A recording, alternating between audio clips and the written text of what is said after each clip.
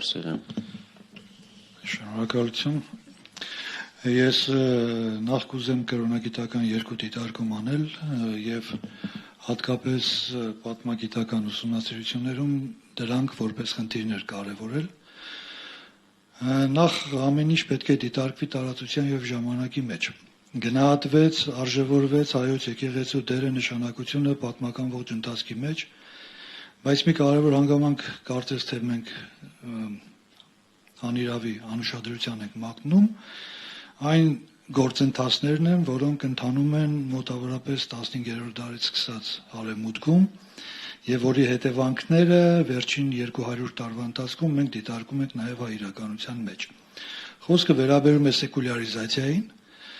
եւ եկեղեցու եւ պետության տարանջատման խնդրին, որը սկիզբ առնելով Եվրոպայում ըստ էության տարածվել է ողջ արևմուտքում եւ այսօր արդեն տարածվում է նաեւ ամբողջ աշխարհում։ Մենք պիտի հասկանանք, որ սրանք եւ օբյեկտիվ եւ սուբյեկտիվ պատճառ ունեցող բազմաթիվ երևույթների հանրագումարային գործընթացի տեսքով ներկայացող իրողություններ են եւ այն ամեն ինչ այսօր տեղի ունենում Հայաստանում պետք է դիտարկել այս համատեքստում, հասկանալով, որ աշխարհակաղակական մեծ գործընթացների մի մասն է ընդամենը այն, ինչ այսօրվա իշխանությունները որպես քաղաքականություն իրականացնում են հայ առաքելական եկեղեցու նկատմամբ։ Սեկուլյարիզացիայի դիտարկումը ինչու եմ կարևորում, որովհետև այստեղ օրինակները բերվեցին հիմնականում այն ժամանակահատվածից, երբ որ կրոնական գիտակցությունը գերակա էր, թելադրող էր, աշխարհայացք ամբողջությամբ կրոնական էր եւ բնականաբար պետություն եւ եկեղեցի տարանջատելը ուղղակի հնարավոր չէր։ Այսօր մենք այլ իրականության մեջ ենք եւ աշխարհի գործընթացները բերել են նրան, որ եկեղեցին պարփակվել, սահմանափակվել է իր հոգևոր մշակութային գործունեության շրջանակներում, դա նաեւ օրենքով է սահմանված եւ եթե նույնիսկ համանդրությամբ ամրագրված է հայոց եկեղեցու ազգային բնույթը եւ նրա ազգապահպան մշակութաստեղծ գործունեությունը ողջ պատմության ընթացքում, ապա այսօրվա իրողության պայմաններում պետք է հասկանանք, որ եկեղեցին այնուամենայնիվ որպես ամենակայացած եւ պատմականորեն ձևավորված ամենահզոր ինստիտուտ պետության համար նաեւ կարևոր կոնկրետ քաղաքական գործոն է։ Այսինքն անկախ նրանից պետության եւ եկեղեցու տարանջատման համատեքստում մենք այսօր ինչ իրողությունների հետ գործ ունենք, պետք է դիտարկենք եկեղեցին նաեւ քաղաքական գործիք, որովհետեւ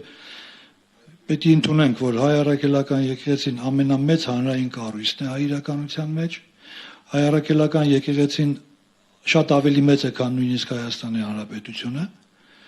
եւ հայ առաքելական եկեղեցին լինելով ամենաազդեցիկ եւ կենթանի գործող հանրային միավորը չի կարող հեռու մնալ քաղաքականությունից, չի կարող չարձագանքել կամ կարծիք չարտահայտել ազգային պետական նշանակության շատ կարևոր եւ նաեւ բախտորոշ նշանակության հարցերի վերաբերյալ։ Եկեղեցին արտահայտել է, արտահայտելու է իր կարծիքը եւ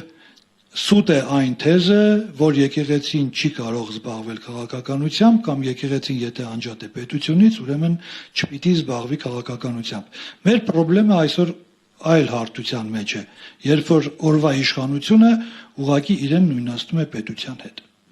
Պետությունը եւ իշխանությունը տարբեր բաներ են։ Իշխանությունները գալիս են գնում են, պետությունը ավերժական արժեք է եւ պետք է պահպանենք անընդհատ եւ միշտ։ Իմ կարծիքով այս ամենի համատեքստում պետք է լինեն մեր դիտարկումները եւ հասկանանք, որ մենք գործ ունենք ոչ թե զուտ անձնավորված կամ անձնական ամբիցիաներով պայմանավորված այս կամ այն իրողությունների հետ, այլ շատ ավելի մեծ համաշխարհային մասշտաբով տեղի ունեցող գործընթացներ են,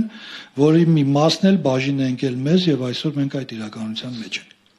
Շնորհակալություն։ Շնորհակալություն եւ